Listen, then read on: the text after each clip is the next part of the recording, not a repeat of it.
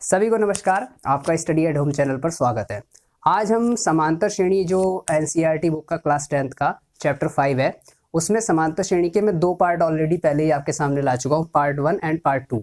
Part 1 में हमने समांतर श्रेणी के जो मेन फॉर्मूले हैं, उसका जो nवां पद निकालने का तरीका होता है वो हमने कंप्लीट किया था। और जो पार्ट 2 है उसमें मैंने उसी से रिलेटेड कुछ बहुत सारे प्रैक्टिस क्वेश्चन कराए थे। आज काफ़ी दिनों बाद मैं वीडियो लाया हूँ आपके सामने, तो इसमें जो है आज हम पार्ट 3 में समांतर श्रेणी को और विस्तार से जानेंगे, खासकर समांतर श्रेणी के n पदों का योगफल और भी इसके अनुप्रयोग जो होते हैं, समांतर माध्य निकालना, बाकी जो हम इसमें शुरू करेंगे। लेकिन सबसे पहले इस पार्ट में हम जो शुरू करेंगे आज, जो सीखेंगे वो समांतर श्रेणी के n पदों का योगफल जो फॉर्मूला होता है उससे रिलेटेड क्वेश्चन और उसका फॉर्मूले को अच्छे से ध्यान से समझेंगे। तो आइए शुरू करते हैं।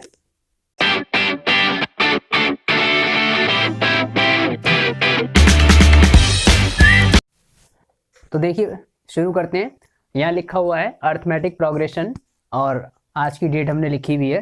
तो सबसे पहले जैसा कि मैं आपको बता रहा था कि समांतर श्रेणी के n पदों के योगफल के बारे में आज हम सीखेंगे। तो समांतर श्रेणी के n पदों का योगफल क्या होता है, तो इसका फॉर्मूला हम सबसे पहले जानते हैं। समांतर श्रेणी के n पदों का योगफल। किसी भी समांतर श्रेणी के n पदों के योगफल को हम Sn से रिप्रेजेंट करते हैं और Sn बराबर इसका जो फॉर्मूला होता है वो ये होता है n/2 2a plus n-1 into d। तो देखिए ये फॉर्मूला है Sn बराबर n/2 और ब्रैकेट में 2a plus n-1 into d, जहां n को हम क्या कहेंगे, n पदों की संख्या। a आपका प्रथम पद होता है, ये आप अच्छे से जानते ही हैं सभी, और d को हम क्या कहते हैं, सार्वांतर, यानी सभी पदों का अंतर। और Sn जो है आपका वो n पदों का योगफल हो गया। इसके अलावा n पदों का एक फॉर्मूला तो इसका ये हो गया n पदों का योगफल निकालने का। ये तो आपको तब यूज करना है जब आपको पदों की मतलब आपको पदों की संख्या दी हुई हो और साथ में सार्वांतर दिया हो, प्रथम पद दिया हो। लेकिन कभी कभी क्या होता है, आपको प्रथम पद के साथ साथ अंतिम पद भी दिया होता है। अंतिम पद को हम L से रिप्रेजेंट करते हैं, तब हमें Sn निकालने का कौन सा फॉर्मूला लगाना है, तब Sn बराबर फॉर्मूला होता है n/2 और ब्रैकेट में a प्लस l, यानी प्रथम पद प्लस अंतिम पद, और इसमें n/2 से मल्टीप्लाई कर देंगे तब भी जो है n पदों का योगफल आ जाएगा, जहां पे l आपका क्या होता है, अंतिम पद होता है। तो इसको सब लोग नोट कर लीजिए। तो देखिए अब मैंने आपके सामने एक दूसरा क्वेश्चन यहाँ पर लिख दिया है कि यदि किसी एपी यानी समांतर श्रेणी के प्रथम 14 पदों का योग 1050 है, किसी समांतर श्रेणी के प्रथम शुरू के 14 पदों का योग 1050 है और प्रथम पद कितना है 10, तो हमें इसका 20वां पद याद करना है। ये एक ऐसा क्वेश्चन है जिसमें आपने जो इससे पहले वीडियो में nवां पद निकालने का फॉर्मूला पढ़ा है वो भी यूज होगा और n पदों का योगफल जो अभी अभी पढ़ा है उसका भी यूज हो जाएगा। तो देखते हैं कैसे होगा। 14 पदों का योग 1050 है, इसको हम ऐसे नोट करेंगे S14, 14 पदों का योग। जैसे अभी हमने पिछले क्वेश्चन में 22 पदों का योगफल निकाला था तो वो S22 का मान निकाला था, S22 नोट किया था उसे, तो ये 14 पदों का योगफल है, तो इसका मतलब ये S14 हो गया और इसकी वैल्यू कितनी हो गई 1050। और प्रथम पद इसका 10 है, तो प्रथम पद को तो हम a से प्रदर्शित करते ही हैं, तो a की वैल्यू क्या हो गई 10 हो गई। और इसका 20वां पद हमें निकालना है, इसका मतलब आपको T20 निकालना है। अगर आपको कोई सा भी पद निकालना होता है तो उसे हम T से रिप्रेजेंट करते हैं। तो कैसे निकालेंगे, सबसे पहले हम क्या करेंगे, हम n पदों के योगफल का फॉर्मूला लगाएंगे Sn बराबर n/2 ब्रैकेट में 2a plus n-1 into d। अब देखिए इसमें d जो कि समांतर श्रेणी का सार्वांतर है वो दिया ही नहीं है, n की जगह पे इसमें हम 14 कर देंगे, देखते हैं उसका क्या होता है। फिलहाल अभी जो जो हमें पता है वो हम लगा देते हैं, n की जगह पर 14 लगा दिया, मल्टीप्लाई में a की जगह पे 10 लगा देंगे, ठीक है। n की जगह पे यहाँ भी 14-1 d हमें पता नहीं, तो d हमने ऐसे ही लिख दिया। S14 का मान हमें पता है 1050, तो वो हम यहाँ लगा देंगे। इधर 2 से 14 कैंसिल हो जाएगा 7 बार, 2 ढाई 20 हो जाएंगे, 14 में से 1 गया तो 13 बचा और साथ में मल्टीप्लाई में d बचा, तो इसको ऐसे ही लिख लेंगे। 7 को इधर ले आइए बटे में, मल्टी अपॉन में आ जाएगा डिवाइड में, क्योंकि इधर मल्टीप्लाई में है, तो 20 प्लस 13d आ गया। 7 से कैंसिल करेंगे तो 7 एकम 7 बचेंगे यहाँ 3, 35 हो जाएगा, 7 पंजे 35, 0 ऐसे ही आ गया। तो 150 के इक्वल में 20 + 13D आ गया। अब देखिए 20 इधर आ जाएगा, 150 20 इधर आके माइनस का हो गया, इधर रह गया आपका 13D। 150 में से 20 को आप माइनस करेंगे तो आपका कितना बचेगा 130, और बटे में आपका 13 मल्टीप्लाई में, तो इसको इधर ले आएंगे, बटे में आ जाएगा, और यहाँ D अकेला रह गया, 13 धाई 130। तो D की वैल्यू इस तरीके से क्या आ गई 10। तो जो D की वैल्यू हमें नहीं पता थी वो हमने पहले इससे निकाल ली। अब हम क्या करेंगे, अब हम Tn वाला फॉर्मूला लगाएंगे nवें पद का, जो कि क्या पढ़ा था हमने, a + n - 1 × d। nवें पद निकालने का फॉर्मूला ये होता है। इसमें हम n की जगह पे वो वैल्यू रखेंगे जो पद हमें निकालना है। हमें 20वां पद याद करना है T20, तो n की जगह पे 20 रख देंगे। a की जगह पे वही रखेंगे जो प्रथम पद था इस श्रेणी का, जो कि 10 था। a की वैल्यू हमने कितनी नोट करी थी 10, और n की जगह पे क्योंकि हमें 20वां पद निकालना है, इस बार हमने n का मान 20 रखा है तो 20 रखेंगे -1, और d की वैल्यू कितनी रखेंगे जो अभी अभी आपकी निकल कर आई है, यानी कि 10। तो ये 10 ऐसे ही आ जाएगा, 20 में से 1 गया 19, और गुणा में मल्टीप्लाई में 10 आ गया। फिर ये 10 ऐसे ही आ जाएगा, 19 धाई 190, और ये 10 जोड़ेंगे तो कितना हो जाएगा आपका 200। तो इस तरीके से 20वें पद का मान क्या आ गया 200, ये इसका आंसर हो गया। तो इसको सब नोट कर लीजिए। देखिए अब जो अगला क्वेश्चन है वो ये है, ये भी एक समांतर श्रेणी का ही क्वेश्चन है कि AP 24, 21, 18 ... आगे तक की समांतर श्रेणी है, इसके कितने पद लिए जाएं। यानी इस बार पदों की संख्या दी ही नहीं है, वो पूछी गई है आपसे, यानी n का मान पूछा है कि कितने पद लिए जाएं ताकि उनका योग 78 हो। यानी योग इस बार पहले से दे रखा है इस बार भी, लेकिन ये नहीं पता कितने पदों का है, तो वही हम मान लेंगे कि पदों की संख्या n है, उस n का मान हमें निकालना है। तो Sn का मान आपको दे रखा है, यानी n पदों का योगफल उसका 78 दे रखा है। लेकिन हाँ, इसका प्रथम पद हमें पता है वो 24 है, तो a की वैल्यू क्या हो गई 24 हो गई। और सारवांतर भी हम इसका पता लगा सकते हैं इस बार, क्योंकि आप देख सकते हैं इसमें दूसरे पद में से अगर आप पहला पद घटाएं, सारवांतर हमेशा निकालने का यही तरीका है कि आप दूसरे पद में से पहला पद घटाएं, तो 21 में से जब 24 माइनस करेंगे तो -3 आपका आ जाएगा। अब क्या करना है, आपको वही फॉर्मूला लगाना है, Sn = n/2 ब्रैकेट में 2a + n - 1 × d। ये n पदों के योगफल का फॉर्मूला हो गया। इसमें Sn की जगह हम 78 लगा देंगे, n हमें निकालना है, n/2 ऐसे आ गया, 2 × a की वैल्यू लग जाएगी 24 + n - 1 ऐसी आ जाएगा क्योंकि n की वैल्यू हमें पता नहीं है, और मल्टीप्लाई में d की वैल्यू -3 आ गई, ब्रैकेट क्लोज्ड। अब यहाँ पर हम क्या करेंगे 2 की इधर मल्टीप्लाई कर देते हैं, तो 2 8 आपके 16, कैरी 1 आ जाएगा, 2 7 14, और यहाँ पर 1 कैरी का हो गया 156 हो गया। n ऐसी रहेगा, यहाँ 24 दूनी 48 हो जाएंगे। फिर -3 की जब n से मल्टीप्लाई होगी तो -3n आ जाएगा, -3 की -1 से होगी तो +3 हो गया, ये 156 ऐसे आ जाएगा, n अभी भी ऐसे आ गया। अब 48 और 3 कितने हो जाएंगे 51, -3n ऐसे आ जाएगा। फिर 156 ऐसे आ गया, n के अंदर मल्टीप्लाई करेंगे तो 51n, और n की अगर इससे मल्टीप्लाई करते हैं तो 3n² हो जाएगा। अब इन सबको एक तरफ कर लीजिए, 3n² इधर आके प्लस का हो जाएगा, और ये 51n इधर आके माइनस का हो गया, और 156 तो आपका है ही प्लस का, बराबर में रह जाएगा 0। अगर आप ध्यान से देखें तो एक ये द्विघात समीकरण यानी क्वाड्रेटिक इक्वेशन बन गई, जिसके हमें क्या करने पड़ेंगे फैक्टर करने पड़ेंगे। अगर हमें एकदम से बड़े फैक्टर पता करने हो तो क्या तरीका होता है, अब देखिए यहाँ पे 3 की पहले 156 से मल्टीप्लाई होगी, अगर हम 3 की 156 से मल्टीप्लाई करें तो 3 संग 18, 3 पंजे 15 और 1 16, 3 निगम 3 और 1 4, 468 आया। यानी 468 के हमें ऐसे गुणनखंड करने की, जोड़ करके आ जाए 51 आ जाए। तो इसके गुणनखंड हम कैसे कर सकते हैं, देखिए 2 दूनी 4, 2 तिया 6, 2 चौक 8, 2 एकम 2, 2 एकम 2 बचा 1, 2 सत्ते 14, और ये शायद 3 से कट जाएगा, 3 तिया 9 बचे 2, तो 3 नम 27, 3 एकम 3, 3 तिया 9, और 13 एकम 13।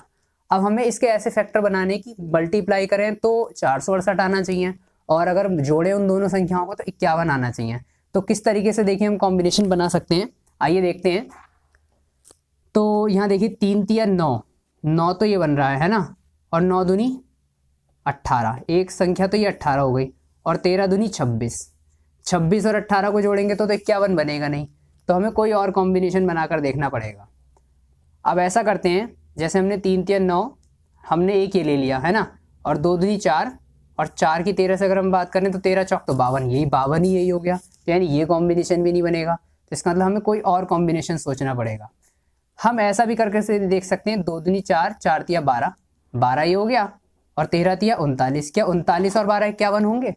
अगर हम इन दोनों को ऐड करें तो देखिए 2 और 9 एक हो जाएगा, हासिल लगेगा एक, एक और एक 2 और 3 5 51, यानी 13 और 39 जुड़ के जो है, सॉरी 12 और 39 जुड़ के 51 हो रहे हैं। तो इसका मतलब 12 और 39 को अगर हम जोड़ेंगे तो 51 आ रहा है, और इन्हीं की अगर आप मल्टीप्लाई करके देखोगे तो 468 भी आ जाएगा। तो इसका मतलब ये हो गया कि आप यहाँ पर 51 की जगह पे 12 + 39 लिख सकते हो। बाहर n ऐसे ही आ गया, फिर प्लस 156 बराबर में 0, 3n² ऐसे आ जाएगा, ब्रैकेट खोलेंगे तो माइनस की 12 से मल्टीप्लाई होगी 12, बाहर से n से मल्टीप्लाई होगी 12n, माइनस प्लस माइनस 39 की n से होगी तो 39n प्लस 156 बराबर 0। अब इसके हम 2 भाग कर लेंगे और यहाँ से कॉमन लेंगे। यहाँ से देखिए 3n कॉमन आ जाएगा तो एक n बचेगा और 3 चौक 12, 4 बार चला जाएगा। यहाँ से पूरा 39 कॉमन आपका आ जाएगा, 13 कॉमन आ जाएगा, तो 13 अगर कॉमन लेंगे तो 13 × 39, 3n बचेगा, और क्योंकि माइनस का 13 कॉमन लिया है तो यहाँ भी माइनस हो जाएगा, चिन्ह बदल जाएगा, और ये इससे 4 बार ही जाएगा। कितनी बार जाएगा?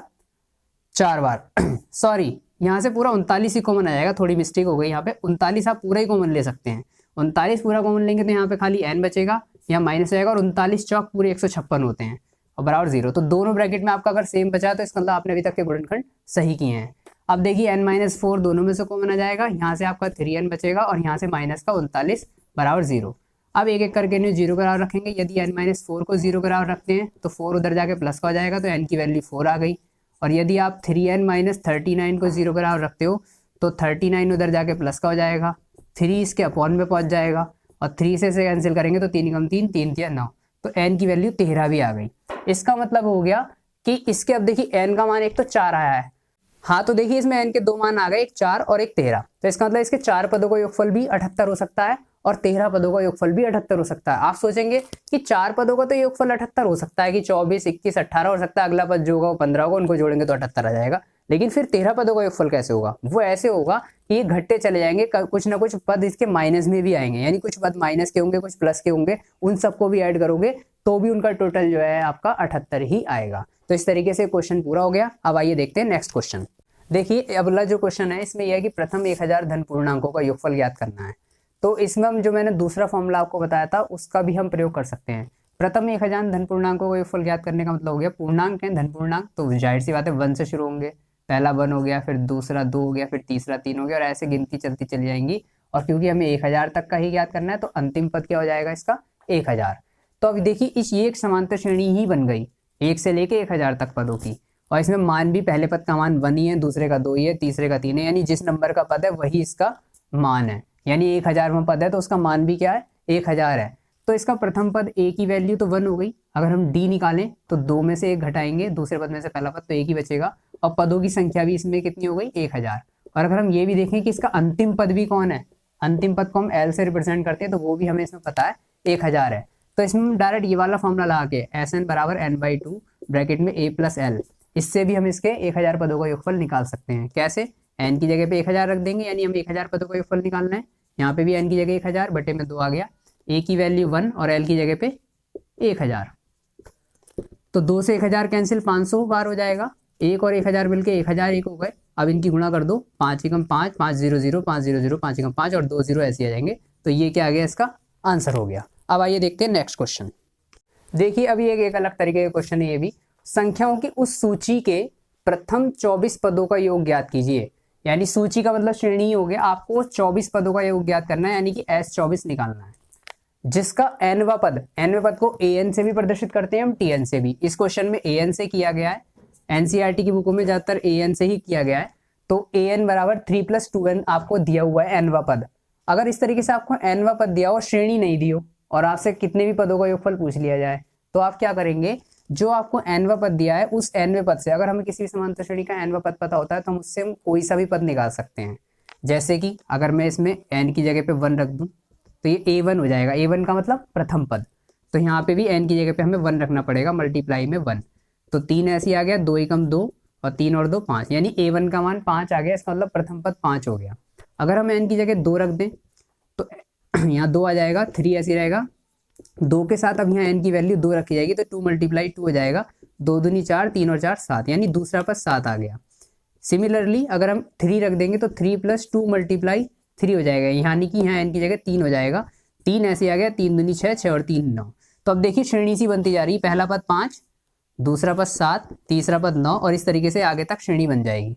तो अब आपकी श्रेणी जो है तैयार हो चुकी है AP, जिसका प्रथम पद a की वैल्यू 5 है, डी अगर आप निकालेंगे तो 7 में से 5 घटा दो दूसरे पद में से पहला पद, तो 2 आ गया।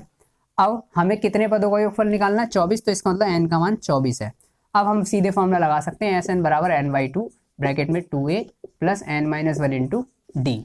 तो एन की जगह पे तो हम 24 लगा देंगे, एन की जगह यहाँ भी 24 बटे में 2, फिर 2 मल्टीप्लाई ए की जगह पे क्या लगा देंगे हम प्रथम पद 5, ए की जगह पर 5 हमने लगा दिया, यहाँ भी एन की जगह पे 24 आ जाएगा, फिर -1 और डी की जगह पर मल्टीप्लाई में कितना आ जाएगा 2।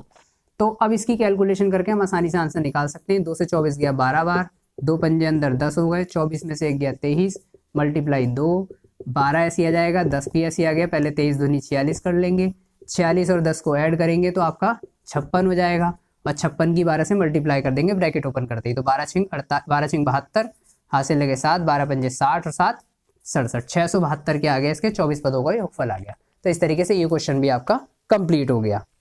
अब ये 10th क्लास की एनसीईआरटी बुक के 5.3 एक्सरसाइज है। ये जो मैंने क्वेश्चन आपको समझाए थे इसके एग्जाम्पल्स में से ही कुछ लिए थे, वो मैंने आपको समझाए थे। अब जल्दी से कुछ एक्सरसाइज के क्वेश्चंस को देख लेते हैं कि किस तरीके से होंगे। तो जो पहला क्वेश्चन है, निम्नलिखित समांतर श्रेणियों का योग ज्ञात कीजिए। तो इसमें तो सिंपल आपको समांतर श्रेणियाँ ज्ञात दे रही हैं और इनका योग आपको ज्ञात करना है। आगे लिखा हुआ भी है कि कितने पदों का योग ज्ञात करना है। जैसे पहला है 2, 7, 12, इसका 10 पदों तक ज्ञात करना है। तो प्रथम पद इसमें ए का मान 7 हो जाएगा, और डी की वैल्यू आप 7 में से 2 घटाएंगे तो 5 5 का डिफरेंस है इसमें, तो सार्वांतर 5 हो जाएगा। पदों की संख्या जितने पदों तक कहा होगा, जैसे इसमें 10 पदों तक कहा है तो एन का मान 10 लग जाएगा, और फिर एस एन वाला फॉर्मूला लगाएंगे, एन बाई टू ब्रैकेट में 2a plus N minus one into D, और उसमें जो है एन की वैल्यू 10 लगा के, ए की वैल्यू 2 और डी की वैल्यू 5 लगा के आप योगफल निकाल सकते हैं। इसी तरीके के इससे चारों क्वेश्चन हो जाएंगे। फिर अगली श्रेणी में कहा है कि जो दूसरा क्वेश्चन है, नीचे दिए गए योगफलों को ज्ञात कीजिए। इसमें क्या है, आपको प्रथम पद दिया हुआ है और अंतिम पद भी दिया हुआ है। आगे ये नहीं लिखा कि कितने पदों का योगफल ज्ञात करना है। यानी ए की वैल्यू आपको पता है 7, और एल अंतिम पद आपको पता है 84, डी भी आप निकाल सकते हैं दूसरे पद में से पहला पद घटाकर, लेकिन ये नहीं पता कि इसमें पद कितने हैं, यानी पदों की संख्या नहीं पता है आपको। तो आपको क्या करना पड़ेगा, अब इसमें वो वाला फॉर्म दोनों फॉर्मूलों में आप अगर लगाते हैं तो एन आपको जरूर पता होना चाहिए पदों की संख्या, जो कि पता ही नहीं है हमें इसमें। तो इसमें हमें क्या करना पड़ेगा, पहले आप टी एन वाला फॉर्मूला लगाएंगे, a plus N minus one into D, और टी एन की जो वैल्यू है आप इसमें लगाएंगे 84, टी एन की जगह आप 84 लगाएंगे, ए की जगह पे 7 लगाएंगे, और डी का मान आप निकालेंगे घटाकर दूसरे पद में से पहला पद, ठीक है। और वहाँ से आप पहले एन का मान निकाल लेंगे। जब आपको एन का मान पता चल जाएगा तब आप एस एन वाला कोई सा भी फॉर्मूला लगा के आप इसका मान निकाल सकते हैं, ठीक है। इसके बाद जो अगला प्रश्न है कि तीसरा, इसमें एक ए पी में किसी में ए की वैल्यू दे रखी है, डी की दे रखी है, ए एन दिया है, तो एन और एस एन दोनों ज्ञात करने हैं। किसी में ए का मान दे रखा है और ए का मान दे रखा है, किसी में A13 दे रखा है, 13वां पद दे रखा है, तो डी और S3 निकालना है। यानी अलग अलग अक्षर दिए हैं, कुल मिला के किसी में TN और SN दोनों फॉर्मूले भी लग सकते हैं, SN के दोनों फॉर्मूले भी लग सकते हैं, किसी में एक फॉर्मूला भी लग सकता है। तो यानी प्रैक्टिस टाइप क्वेश्चन है, कभी कोई अक्षर दे दिया दूसरे का मान पूछ लिया, कभी कोई दूसरा अक्षर दे दिया तीसरे का मान पूछ लिया। इस तरीके के क्वेश्चन आपको 10 प्रैक्टिस क्वेश्चन यहाँ दे रखे हैं। अगर कोई नहीं हो तो आप बाद में मुझसे पूछ सकते हैं मैसेज करके, अगर किसी क्वेश्चन में आपको प्रॉब्लम आती है। चौथा प्रश्न जो है, 636 योग प्राप्त करने के लिए एपी के कितने पद लेने चाहिए। तो ये तो सिंपल है, एस एन की वैल्यू 636 हो गई, ए की वैल्यू 9 हो जाएगी, डी की वैल्यू 8 हो जाएगी, 17 में से 9 घटा के और एन का मान निकालना है। एस एन वाला फॉर्मूला ला के आप निकाल सकते हैं। फिर पांचवा जो प्रश्न है, किसी एपी का प्रथम पद 5, अंतिम पद 45, योग 400 है, तो पदों की संख्या और सार्वंतर ज्ञात कीजिए। तो इसमें भी जो है प्रथम पद ए दिया हुआ है, एल दिया हुआ है, एस एन दिया हुआ है, आपको एन और डी दोनों निकालने हैं। तो इसमें भी आपको जो है टी एन वाला फॉर्मूला भी लगाना पड़ेगा, वहाँ से आपको पदों की संख्या पता चल जाएगी, और उसके बाद जो है आप एस एन वाला फॉर्मूला ला के वहाँ से आप डी का मान भी निकाल सकते हैं। तो इस तरीके के से जो है आप क्वेश्चन जो है यहाँ पे कर सकते हैं। आइए देखते हैं नेक्स्ट क्वेश्चन। किसी एपी के प्रथम पद और अंतिम पद, यानी आपको ए की वैल्यू दे रखी है, एल की वैल्यू दे रखी है और डी दे रखा है इस बार। तो इसमें एन पूछा है और इस बार योग पूछा है। पिछले क्वेश्चन योग दे दिया था लेकिन एन और डी पूछे थे, इसमें योग ना देकर उसकी जगह डी दे दिया है, तो इस बार योग पूछ लिया। यानी सेम वही फॉर्मूले लग जाएंगे जो क्वेश्चन 5 में लगेंगे। 7 क्वेश्चन में प्रथम 22 पदों का योगफल ज्ञात करना है, जबकि डी दिया हुआ है आपको, एन का मान भी बताइए एक तरीके से 22, एस यानी S22 आपको निकालना, और T22 आपको दिया हुआ है, यानी 22वां पद दिया हुआ है 149। तो पहले आप टी एन वाला फॉर्मूला लगाएंगे, उसमें T22 की जगह पे 149 लगा देंगे। ए आपको पता नहीं प्रथम पद, वो आप वहाँ से निकालेंगे, एन की वैल्यू आप 22 लगाएंगे और डी का मान 7 लगाएंगे, वहाँ से ए निकाल लेंगे और जब ए निकाल लेंगे तो उसके बाद आप एस एन वाला फॉर्मूला लगा देंगे।